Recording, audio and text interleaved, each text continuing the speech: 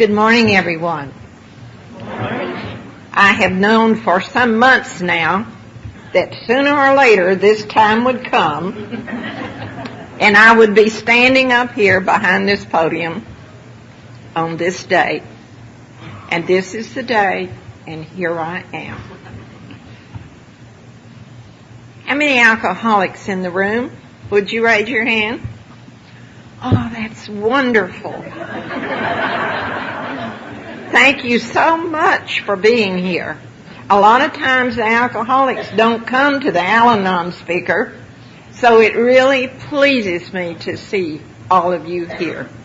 You see, I love alcoholics. It was an alcoholic that got me here.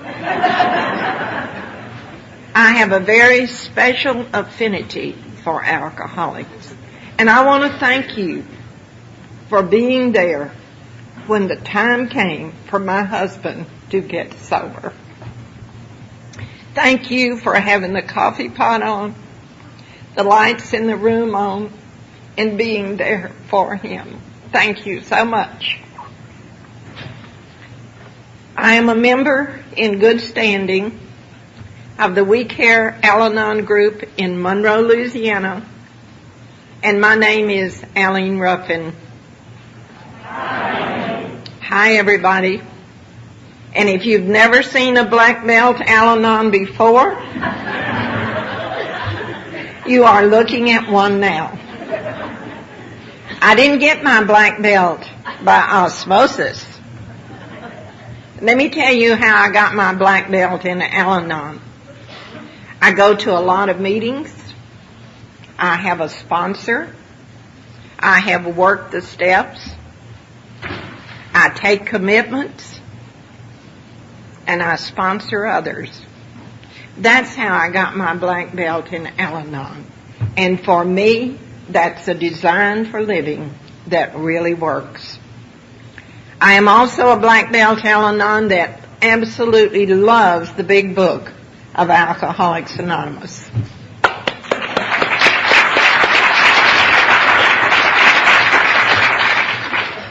I love big book study meetings. I read the big book. It is my book of choice. I love my Al-Anon books. They're absolutely wonderful. But that big book, I have a very special place in my heart for the big book.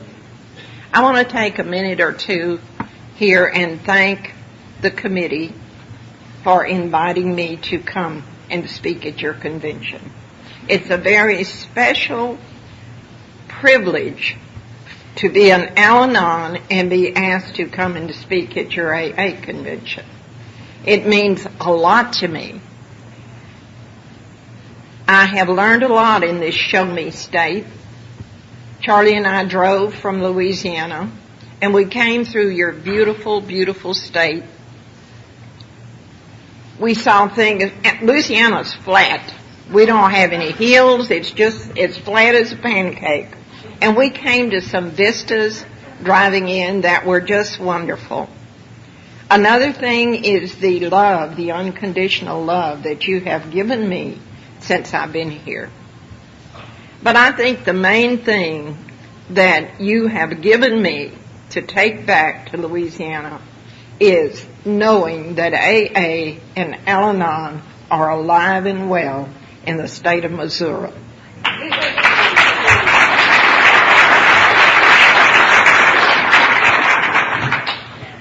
I don't know what brought you here. I don't know how you got here this morning, what road you took to get here. Maybe it was a wife that said, I can't stand your drinking anymore. You either straighten up your act or I'm going to take the children and leave. Maybe it was a husband that said, I can't stand to live like this anymore. Either you do something about your drinking or I'm going to take the children and I'm out of here. Maybe it was an employer that said, you failed your drug screen. Maybe it was a nudge from the judge. I don't know what got you here, but I know how I got here.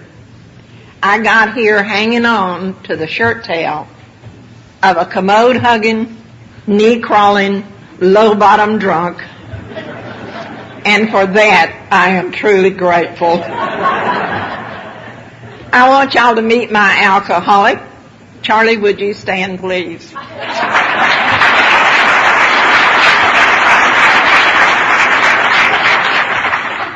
Charlie is my hero. I was brought up one of 7 children. Next to the oldest, my father was a Pentecostal preacher, and he pastored small Assembly of God churches in North Louisiana, little country churches. There wasn't a lot of money in those years growing up for a pastor of a country church. I had a very rigid upbringing. I guess you can imagine what my upbringing was like. But in looking back across my formative years, all of those things I learned as a preacher's daughter in a Pentecostal church have done me very well over the years. For a long time, I thought that was the worst way in the world a person could be brought up. But you know, the roots of my raising have run deep. And many times I've had to hold on to that upbringing and remember about love and honesty and going back to all of those things I learned in the Assembly of God church growing up. When I was 10 years old, some friends invited me to go into Monroe, which was the nearest town to this little country church my father was pastoring, to go to a fair. I had never been to a fair. And my parents said, okay, I could go. So I went to the fair, and these people gave me a nickel to play a game of bingo while I was there. I'd never played bingo before. So I sat down to this bingo game, and I won the bingo game. And I won a set of blue glasses. They were in a holder, and they had stark white sailing ships on them, the most beautiful things I had ever seen. There was not a lot of beauty in our life back then. But I took those glasses home, ran in and told my parents, look what I won playing bingo. My father would not let me keep those glasses because I had won them gambling. And my mother did not do anything to stand between my father and me to make him let me keep the glasses. So I got a monumental resentment against my parents right then and there. You see what a terrible resentment that was, because I'm still talking about those damn glasses today.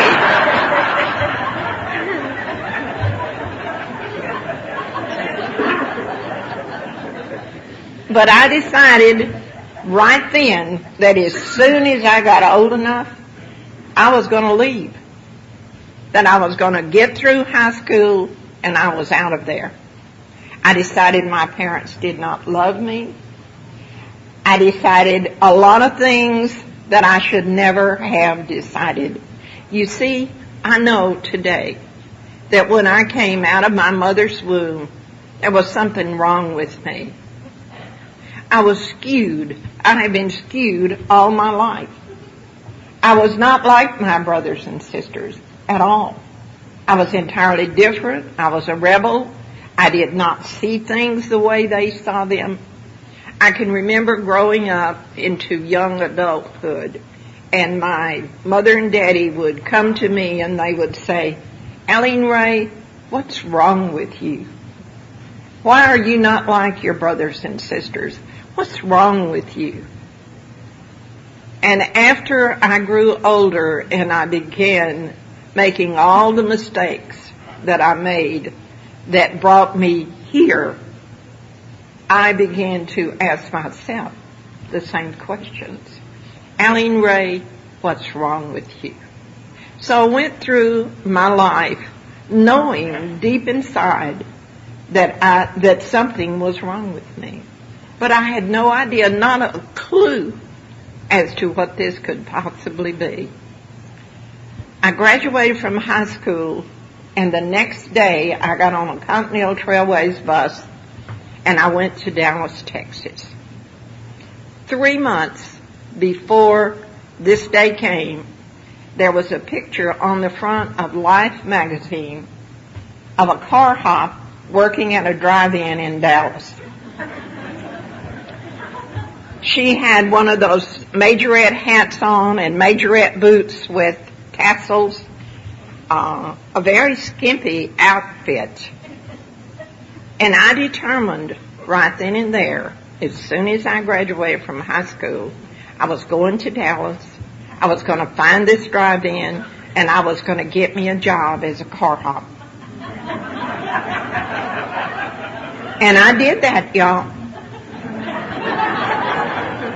I am probably the only person you have ever seen that achieved their life's ambition.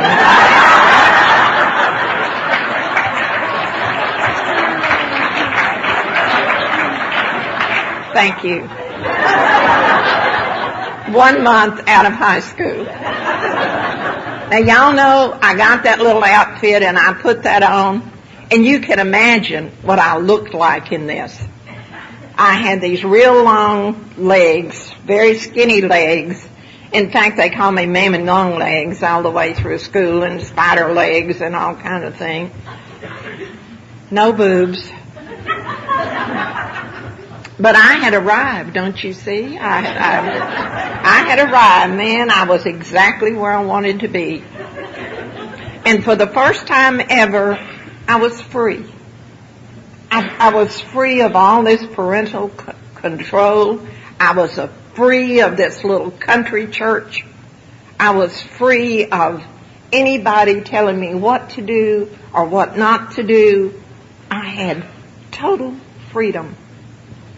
Now today, my conception of freedom is entirely different from what it was then. But to me, that was freedom. And I started on a way of life when I was in Dallas that was to become a pattern for me. You see, I could do anything I wanted to do. I had no one to tell me what to do. And I've sat in on a lot of your AA's open meetings, and I hear you talk about this hole down in here, that you're standing on the corner in Chicago on a January night and the wind is blowing through this hole in your gut. I know exactly what that means, and I can relate to that. Because you see, I've had that hole in my gut all of my life. I did not fill this hole up with alcohol. I did not fill this hole up with drugs or food. But I found something that worked just as well for me. Mood-altering men.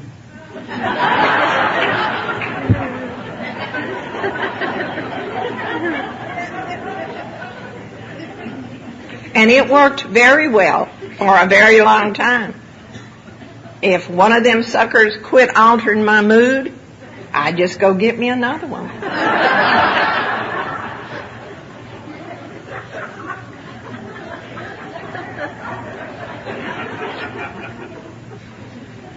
They were just losers, y'all.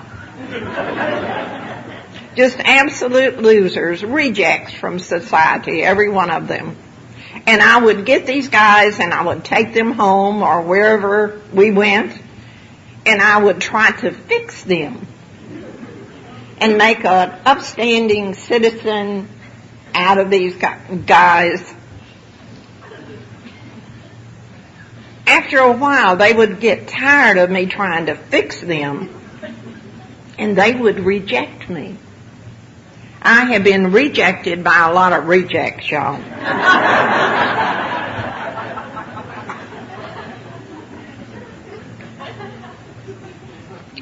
I stayed in Dallas probably 9 months, and I came back to Monroe, to my parents' home.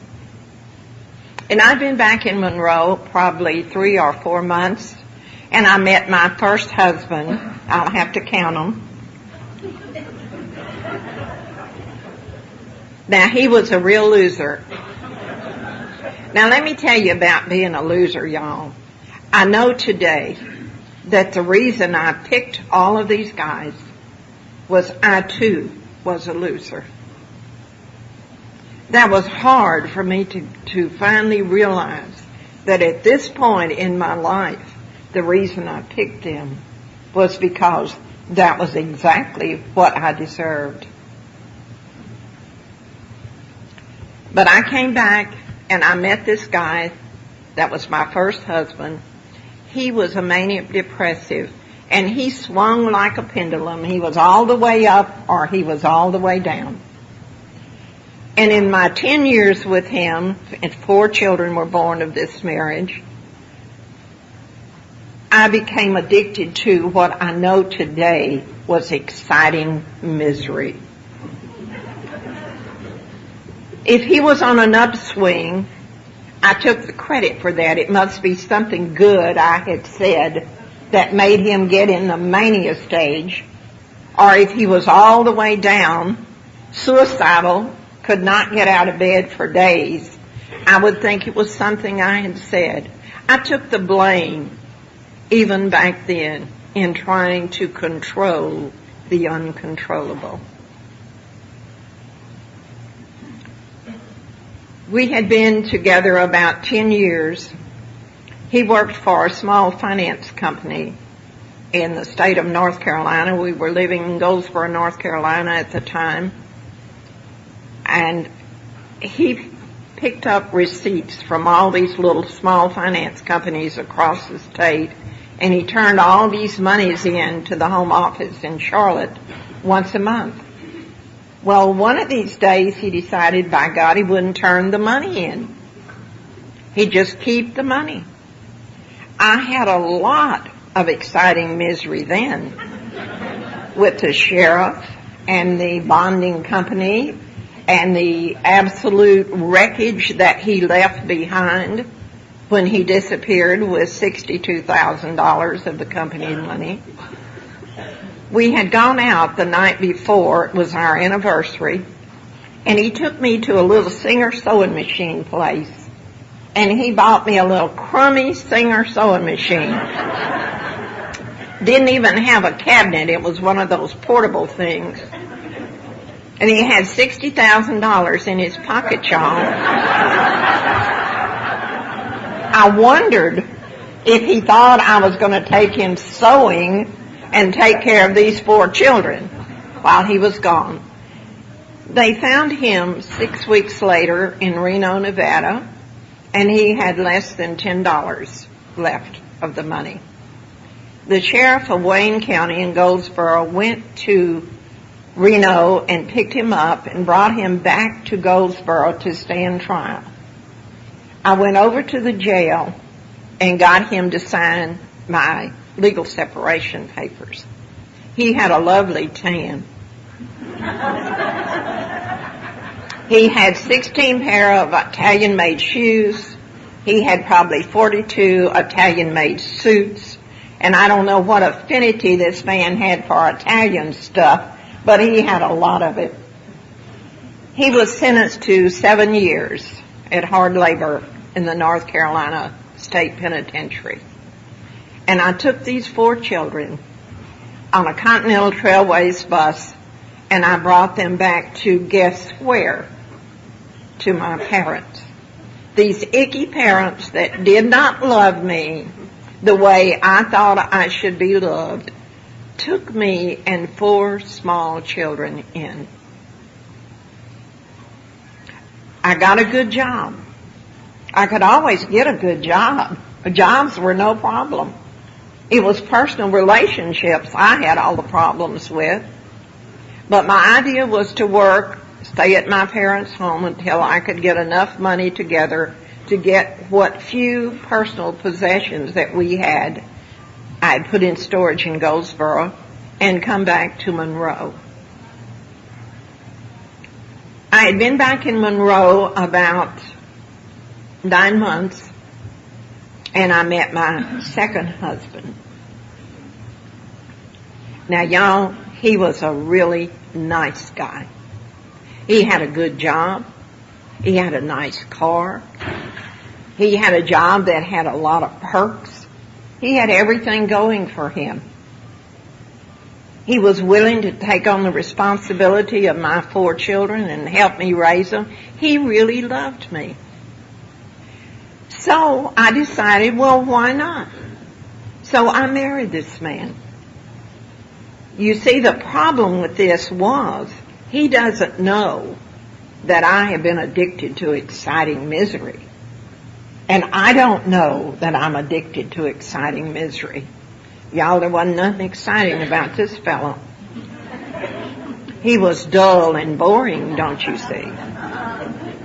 It got to our marriage was really good for about 2 weeks. I got to the point where I could not stand how this man stirred his coffee. I could not stand anything about this good man. And I nearly drove him crazy. After about 6 months of being married to me, he decided that he didn't want any more of me. And he left and he filed for divorce. And the last thing I heard from him is that he had joined the French Foreign Legion.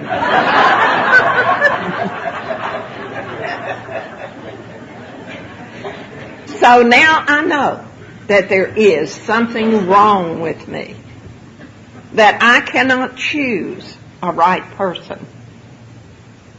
Here was this manic depressive, and I go from him to this really, really nice guy, and neither one of them worked. So I decided that I would just raise my 4 children by myself, and I would never get married again.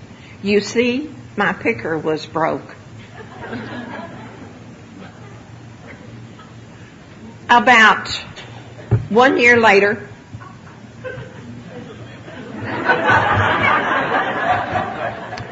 I'm sitting in a bar in Monroe.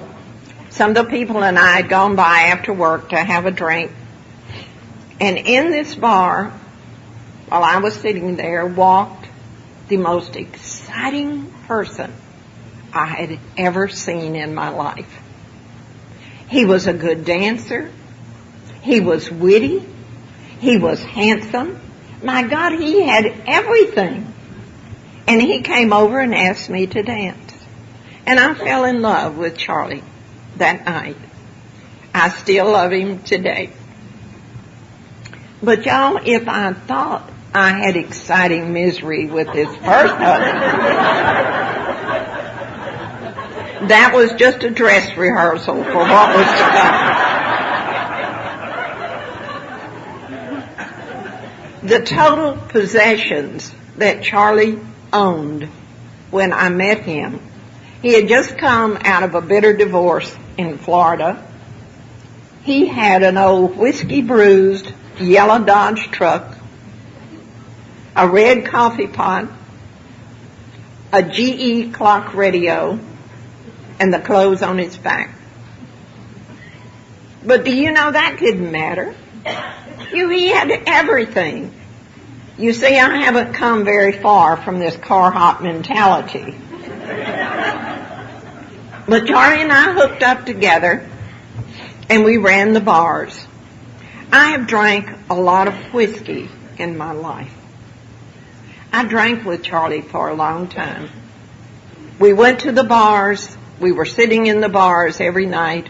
We were dancing. We just lived it up. And I want y'all to remember there are 4 children at home. But I was so obsessed with this man, so much in love with this man, that nothing else mattered. It was him, what he was doing.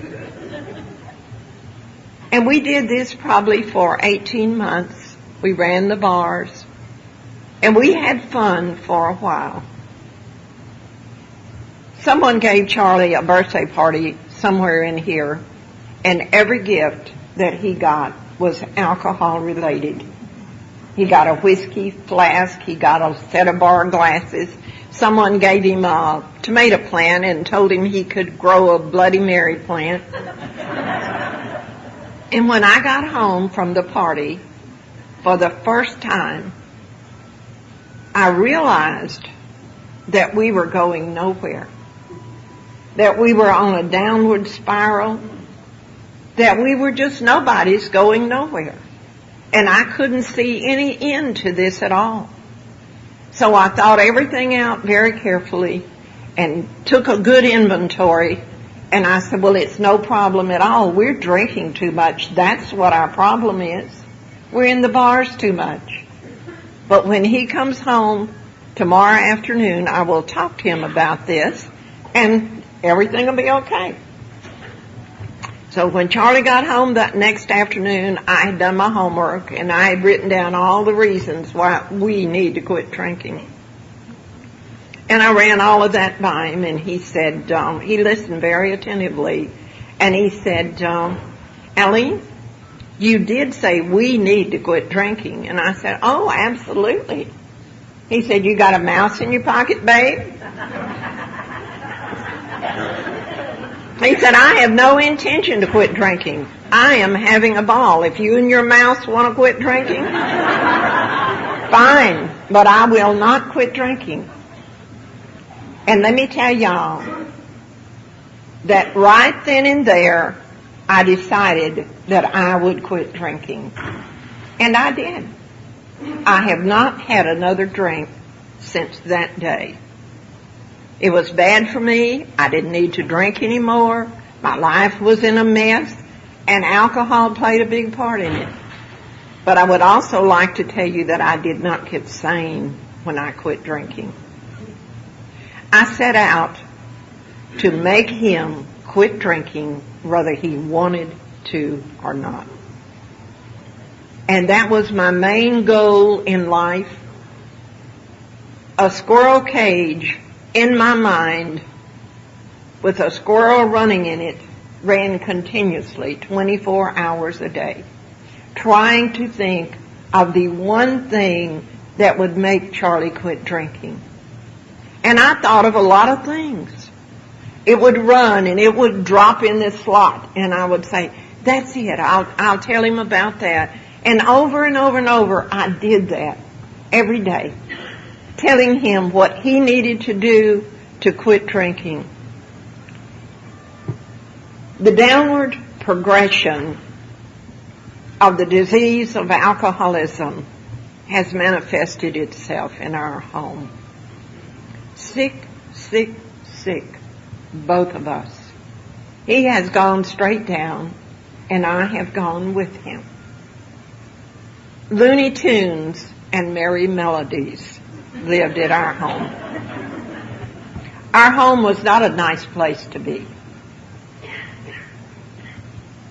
We started playing games about this time with each other. Just silly games, but we played a lot of those. One of the games we played was laying down behind his truck. He had come in from work one afternoon relatively early, and I was on him. I did all of the things that the pre-Alanons do. Oh, you've been drinking again, you're drunk, you can hardly stand up. Tell him how sorry he was, and I had no respect for him, and all of these crazy things. And he said, Aileen, I don't have to listen to this. I'm out of here. And I decided that no, he was going to stay this time. When you pulled into our home, into our carport, you could not get out without backing out. So I ran out on the carport with no thought whatsoever and laid down behind his truck. So I'm laying out there behind his truck, and the neighbors are gathering over there. I had a gallery probably of 15, maybe 20 neighbors, and I would say, Go home. Don't y'all have any homes to go to? Go away. And I'm laying behind his truck trying to run them off. Y'all know, they didn't think anything was wrong with Charlie.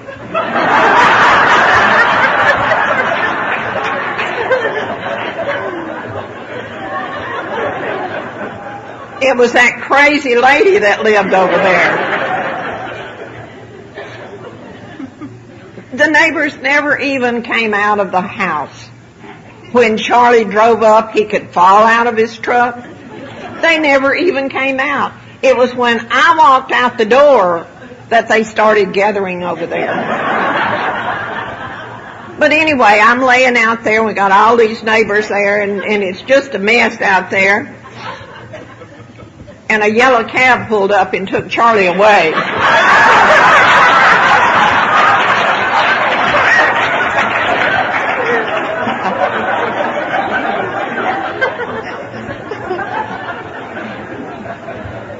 Of all the games we played, he won them all.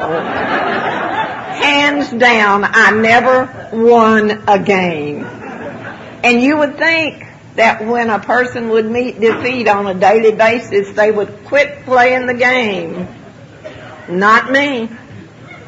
I would just start again with grim determination. Well, that didn't work, so I'll try something else. I worked for Pennzoil at a barge terminal, and I worked from 7 to 3. And I could zoom in on my work and forget about all this stuff and not be obsessive about him when I was sitting there.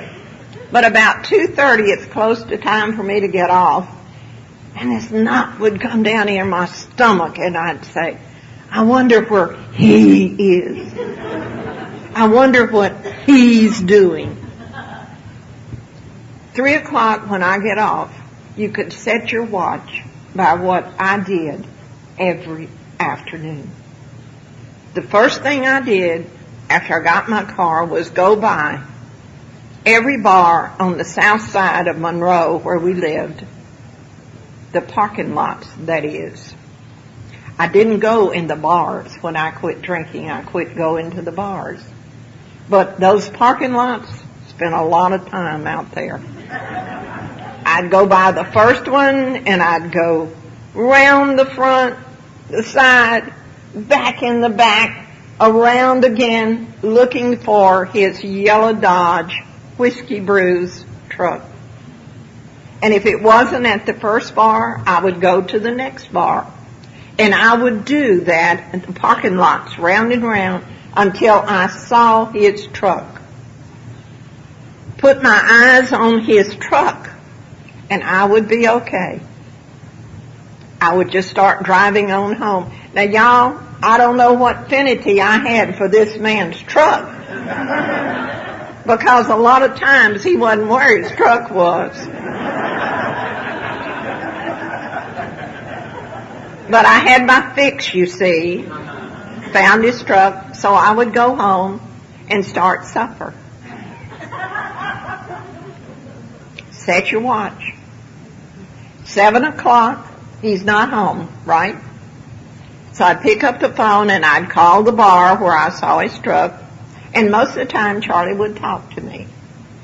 And the man would answer the phone, and I'd say, this is my line. Could I speak to Charlie, please? Charlie would come to the phone, and this is his line, and he would say, hello. My line, when are you coming home, darling? His line, I was just walking out the door.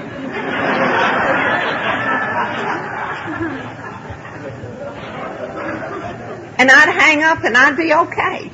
You see, I wanted so bad to believe this man. I wanted to believe he was really on his way home. I knew he was lying. I knew he wasn't coming home. But my insanity and my obsession with this man and what he did or didn't do was so great at this point, until I would lie to myself and say he's on his way home. 8 o'clock. Is he home, y'all? No, he's not home. Set your watch. I'm fixed to make my move again. So I would get in the car and I would go to the bar where I last talked to him. First I had called the bar and they told me that he was gone. He was on his way home. And I heard Charlie laugh in the background. Boy, I was pissed. So I got in the car and I went down to this bar and I went around to the back parking lot and I walked in. He's sitting at a domino table, he and 3 other guys. And they got dominoes and chips all over the table. So I walked in there and I got a hold to the edge of that table and slung it clear across the bar. Dominoes and chips went everywhere. Shocked everybody in there, Charlie most of all. And he looked up at me with this total astonishment on his face, and I said, Charlie, don't you say anything. I don't want to hear a word out of you because remember, you're not here.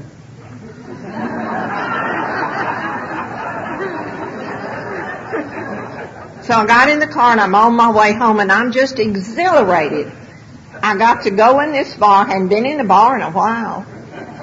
And I got to see the Honky Tonk Angels and I got to listen to the jukebox. And let me talk to you a minute about the jukebox. I love country music and I love the jukebox.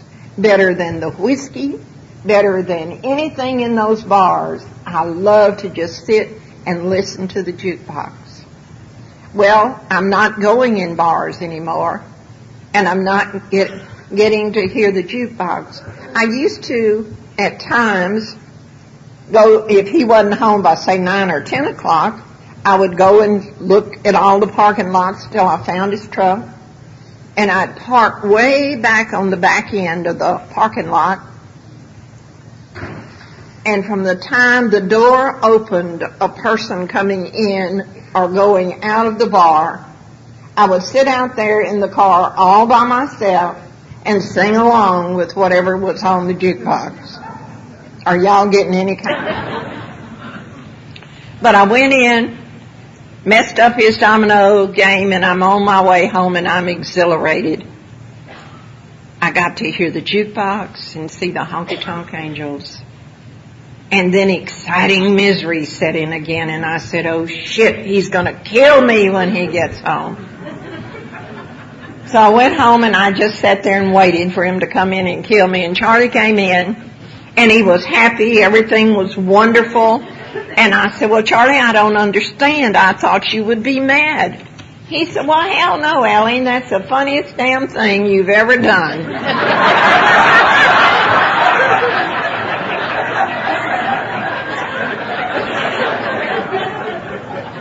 Thank you. And he said, besides that, I was 80 points down in that game. Thank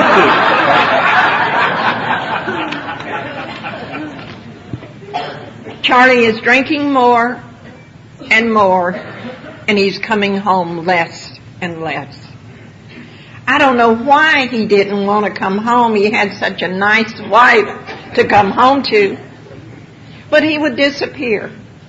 Sometimes for 2 weeks, 3 weeks, and I would not hear from him. I would find out later that he'd gone to Florida. I think that Florida just had a magnet for him, and that's where he would have been. But I never knew. And I cannot tell you the desolation and the desperation that I would feel when I lost my alcoholic. I had put my focus into everything that I had inside me on this man, on him. And somewhere along the way, I lost Aileen. I was like a feather in the wind, whichever way the wind blew. I didn't know what to do with myself when he would leave. I was lost. I didn't have anything to focus on. Now I want to ask y'all here and now, did Charlie do this to me? No. Charlie didn't do this to me. The disease of alcoholism whooped the hell out of me. And at this point in my life, I had not had a drink of alcohol in almost 3 years. But I was whipped. Absolutely and totally whipped. And when he would leave, I wouldn't know what to do. I had no hope. I was in despair. I had no reason to live and no will to live. And I want to talk to you alcoholics in the room. I don't think that you're a bit different from me. The feelings are the same. The pain is the same. We are affected. Those of us who live with practicing alcoholics are affected totally by the disease. The only difference between you and me, as I understand it and as I perceive it, is I don't have the phenomenon of craving. I can pick up a drink and put it down. Otherwise, I am just like you. The pain is the same. Charlie had been gone about a week, and I went in my bedroom and was laying across the bed thinking about my sorry life and the hand that had been dealt me, the bad luck that I had had with all these crazy people. And I thought of suicide. I thought I would kill myself. And that would get me out of the pain that I was in. I absolutely could not live with the pain anymore. I didn't want to. And when the thought of suicide came into my mind, you hear alcoholics and Al-Anons talk about this moment of clarity. I had my moment of clarity. Just as clear as a bell, I heard this voice in the room say, Aileen, Charlie is an alcoholic.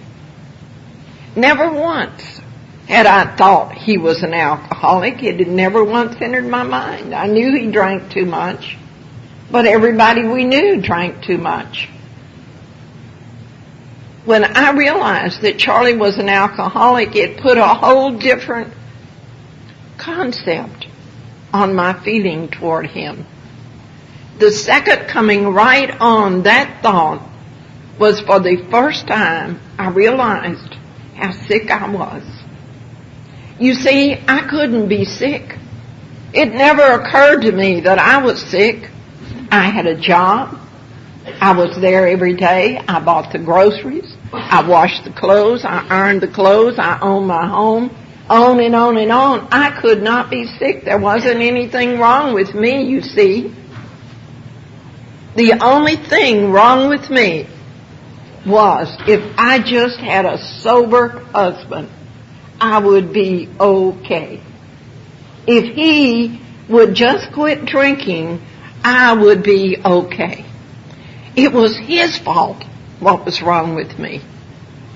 I never once thought to look at myself. But I knew, laying on the bed that night, that I was a very sick person. I was truly sicker than Charlie. You see, I had gone 3 years in total insanity without a drink, without any medication whatsoever. And anything that went wrong with him, he could take a drink. But I faced all of this crazy insanity stuff, stark raving sober. And I became very quick, very sick. When the thought of him being an alcoholic came in my mind, But no thought of Alcoholics Anonymous. I had never thought of Alcoholics Anonymous, for God's sake. I picked up the phone and called the number in the book for Alcoholics Anonymous. The man that answered the phone told me that I needed to talk to his wife. This wonderful guardian angel got on the phone, and she listened to my sad technicolor tale of woe. And she said, Aileen, you need to come to an Al-Anon meeting. There's one tomorrow night. If you'll come, I'll be there. I'll meet you at the door, but that's what you need, is to come sit in on an Al-Anon meeting. I didn't know what Al-Anon was. Didn't make any difference. This woman had invited me somewhere. It had been a long time since Charlie and I had been invited anywhere. The last several times we would get invited to barbecues or parties or whatever, many times the police came. We would get in these god-awful fights. Didn't matter where we were. We were just totally insane, both of us. So we had not been invited anywhere in a long time. But this lady said, come to Al-Anon. And nothing in the world could have kept me from going to this Al-Anon meeting, whatever that was, the next night. And I was there. And I want to tell y'all about my first Al-Anon meeting. I walked in this room, and there was probably 8, 9 ladies in there. They had their hair combed. They had nice, clean, looked like ironed clothes on. I believe they had brushed their teeth. I had done none of these things for a long time, other than when I went to work.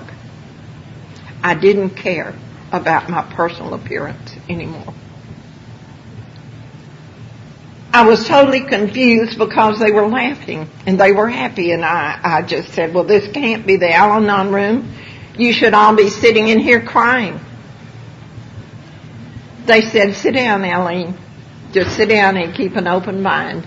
And I sat down, and I didn't carry much home with me from that Al-Anon meeting. What I did get was a tiny little bit of hope. Just a tiny little bit that maybe my life could be better. I also took the slogans on the wall home. They were one-liners. I could not have put a paragraph together at this time if my life depended on it. But here was these little one-liners in the room. Well, what I really thought was a kindergarten class must have met there before the Al-Anons went in. But I could understand the one-liners. One of them said, easy does it. And I said, well, okay, I didn't understand it. Then there was one that said, for the grace of God. And I said, oh, well, okay. And then there was that one that said, think, think, think. And I said, my God, what do they think I've been doing for the last 3 years? I had thumped so much, I had just about thumped my brain out. I can remember sitting in a rocking chair in my living room about this time, thinking, one desperate move right after another. Just thinking. And my youngest son coming up to me and he said, Mama, I'm hungry. When are you going to cook supper? And I say, Kevin, can't you see I'm thinking? I was not a good parent to my children. My obsession with him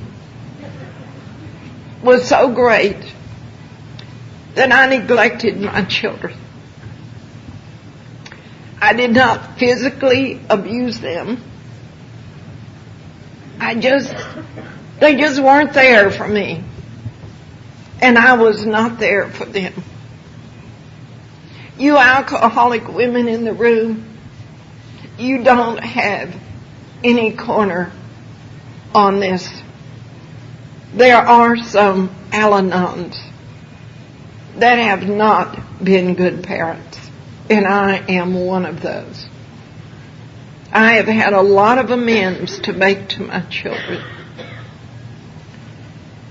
I was not and did not go to my second oldest son's graduation from high school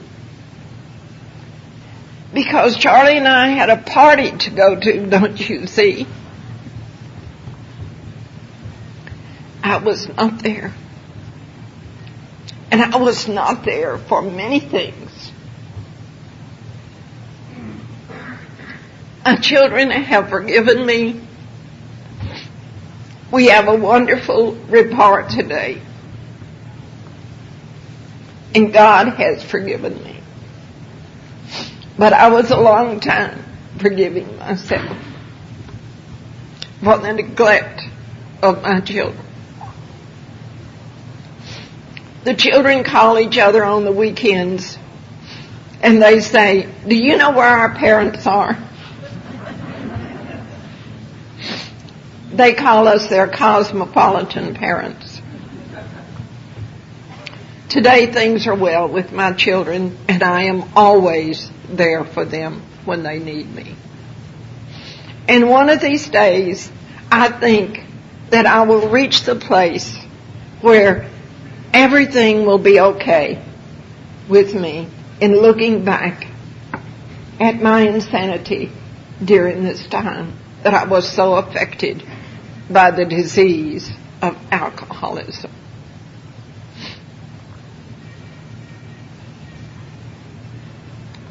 I began working the Al-Anon program.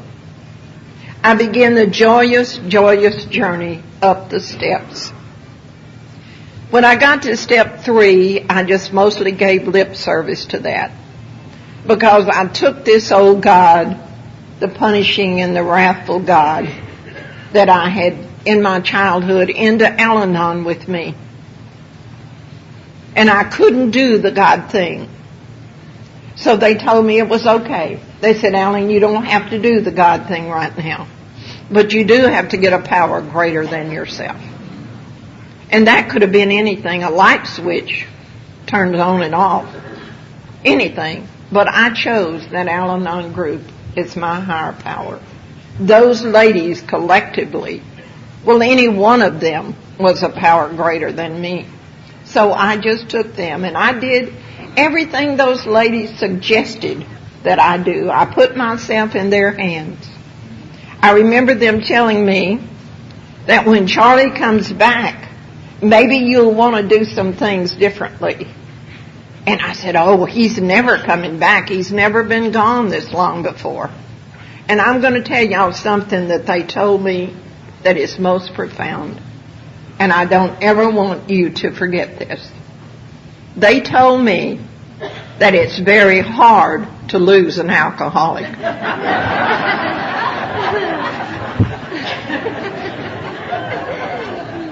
They said he will be back. I gave lip service to the 3rd step and went on and did my 4th and 5th step.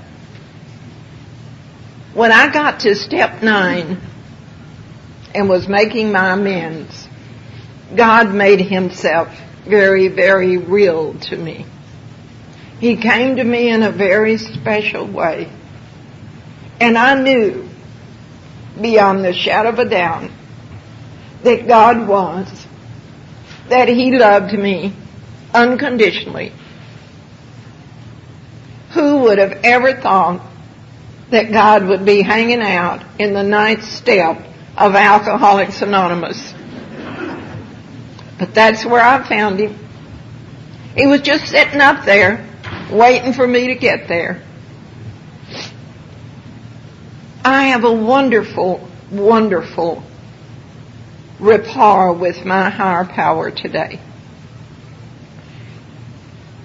The spirituality within me is just unbelievable. And to think that I came to Al-Anon not even thinking about God and finding him just messing around in the 9th step. We live way out in the country, Charlie and I do. I go to Al-Anon in Monroe, which is about a 30-mile drive one way. And I take God with me. I'm on the road a lot. And I take Him with me when I go, and I put Him in the passenger seat. I do not put my purse in God's lap. He don't want to hold my purse. And as we're going into Monroe, I talk to Him, just like He's right there. And I say, God, did you see that dog? We almost ran over that dog. And God don't say nothing. Or I do my grateful stuff. And I say, God, I want to thank you for my Citco credit card. You see, I haven't always had a Citco credit card. Used to drive into those service stations and get $1 worth every time. So I'm grateful for that. Or I'll say, God, I want to thank you for this car that starts and stops and don't run hot. I've not always had a car that didn't run hot. Used to everywhere I go, I'd carry a 5-gallon jug of water with me. Sometimes we don't talk at all. Sometimes we just listen to country music. My God loves country music. My God smokes, but He's trying to quit.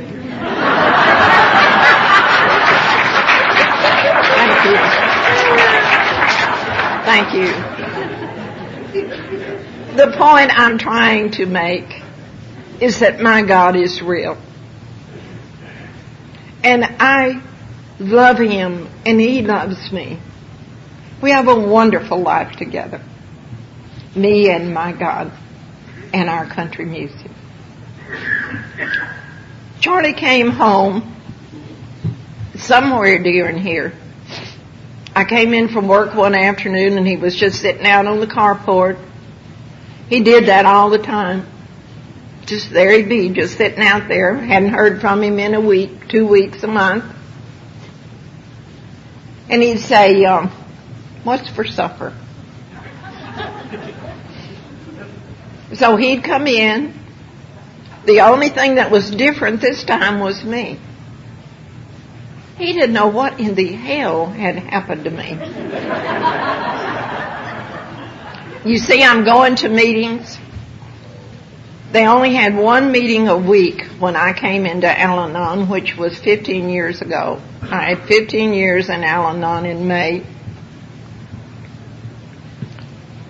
But they had 3 AA meetings a week, 2 of which were open meetings. And they told me that I could sit in on those open AA meetings. They shouldn't have told me that. So every time the door was open at South Grand AA, I was there for my Al-Anon meetings or AA meetings. So I broke into the program with twice as many open AA meetings as I was getting Al-Anon. And that has been one of the greatest gifts that ever could have been given me, was to have all of those AA meetings when I first came into the program.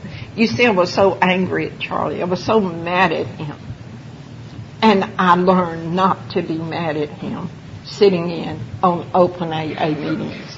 That was a wonderful gift. And as I progressed in Al-Anon, our home became a nicer place to be. Charlie came in. I'm going to meetings, and he don't know what in the world to make of me. He did not get sober. He is getting sicker and sicker and going further down. The progressive disease of the insidious disease of alcoholism has taken Charlie way, way down. He cannot hold a job anymore. I don't know where he is most of the time. But I've got Al-Anon, and I'm okay with that. I know that maybe sooner or later he's going to get sober, and I pray that he will. Charlie went to a few AA meetings early on, but he did not get sober. But I believe that those early meetings in AA, I believe that my God played those AA tapes in his mind over and over again. We talk about a crisis a lot in Al-Anon, that it takes a crisis to bring them to their senses. Our crisis came in June of 1987. I woke up one morning and I was very, very sick with a kidney infection. I went into Monroe and the doctor said I had to have kidney surgery, big time kidney surgery, that I had cyst in my left kidney and he was going to have to go in there, take out 2 ribs and remove my left kidney. When I came home and told Charlie that I was going to have this kidney surgery, I'd always said that Charlie was never there for me. If I was sick or I really needed him or I was down, he was gone. And he was never there for me. And if you would have asked me that, I would have told you again and again that when I needed him the most, he was not there. But right now, before I forget this, I am going to tell you that today, Charlie is always there for me. When I came home and told him that, he went berserk. He physically and literally moved in to that whiskey-bruised yellow Dodge truck. He just got whatever he could get out of the house and moved into his truck. It was going to be 2 weeks before the doctor could do the surgery. I had to have some high-powered antibiotics. So during this 2-week period, while I'm waiting on the surgery, Charlie lived in his truck.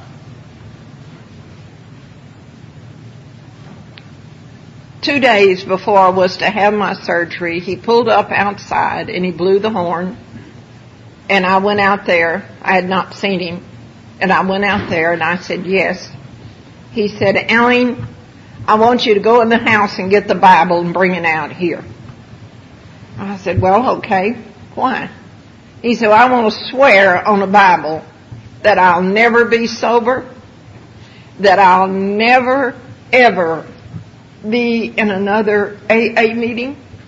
So if you're hanging around here thinking that maybe one of these days I'll get sober, you can forget it. And he got in his truck and he left. He didn't even give me time to go in and get the Bible.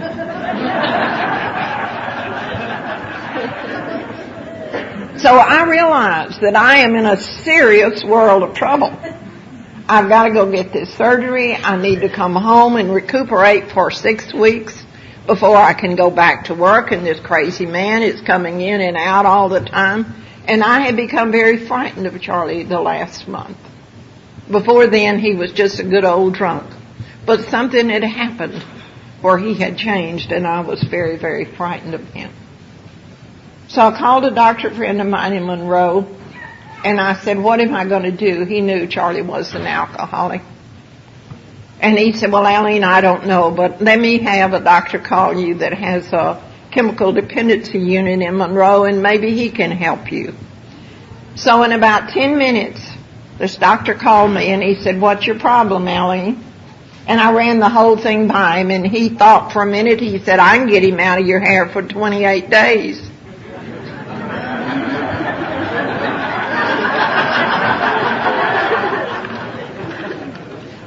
I said, 28 days? Who do I have to kill?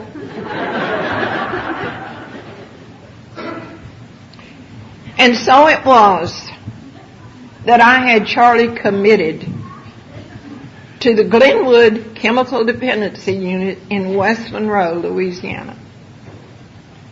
I did not do it for him. There was not one thought for or against him.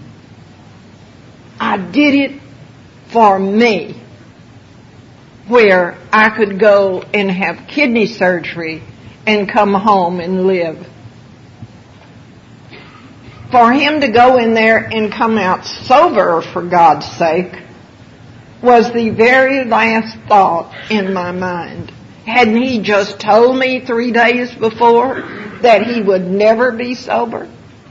So it had nothing to do with sobriety. Nothing. Had everything to do with me.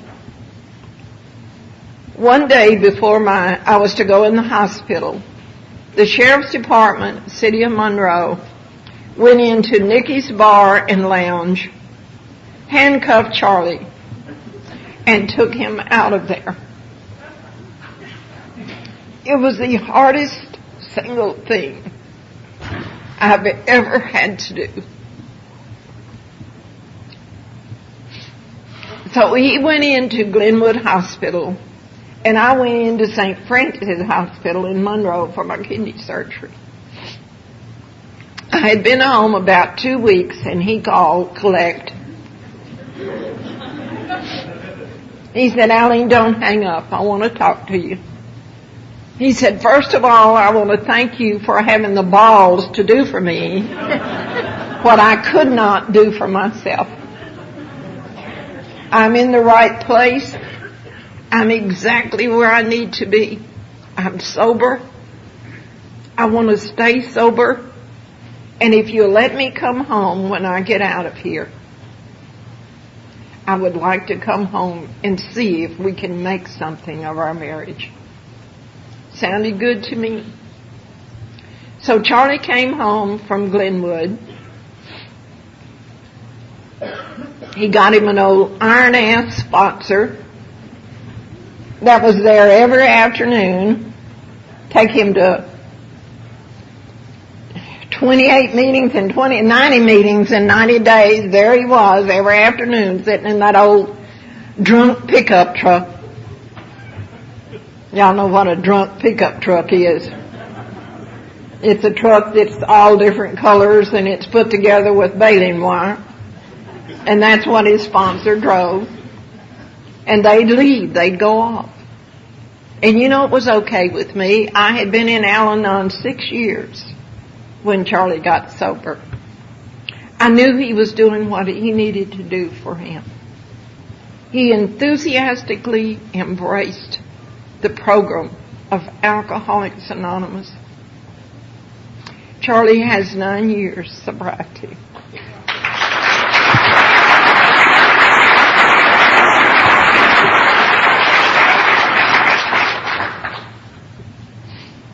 He was going to meetings, and he was getting better. And we embarked together on the most wonderful life a couple in AA and Alanon could ever live. Alanon is a winning team. AA is a winning team. And when you take a couple in the programs, you've got a powerful, powerful asset. And God began to bless us and work in our lives. We began to do service work together. Charlie is currently the DCM for our district. We began to do things in order for us to live the life we do today. We have been places in this program that I could, if I had sat down and thought about it, I could have never, ever thought of the things that God has done for me in the program of Al-Anon. As we travel about the country carrying the message, I have met some of the most incredibly wonderful people, and we have friends just about everywhere we go. We used to never have a friend. When Charlie and I met in that bar, the night that we met back in 1974, we were just two old fools sitting up there on those bar stools. Have y'all ever heard that old song, "Every Time Two Fools Collide"? Two old fools collided in that bar that night. As I understand my God today, He had a hand in that. That was no coincidence. that I happened to be sitting there the night that Charlie walked in. There's a line in that song that says, "And who picks up the pieces every time two fools collide?" Well, I'm going to tell you who picked up my pieces. God picked up the pieces of my life. I was in shards. I was broken. Just a broken person. Pieces of me everywhere had been scattered from Dallas, you name it, and I had been there. And the master potter picked up all of those broken pieces, and he fashioned this beautiful lady that you see before you today. This crusty old broad, he made into this lady that stands before you. Only God could do that. He has been there for me all of the time, and I did not know that. I had just moved away. Well, let me tell you what. I have moved back home. Thank you.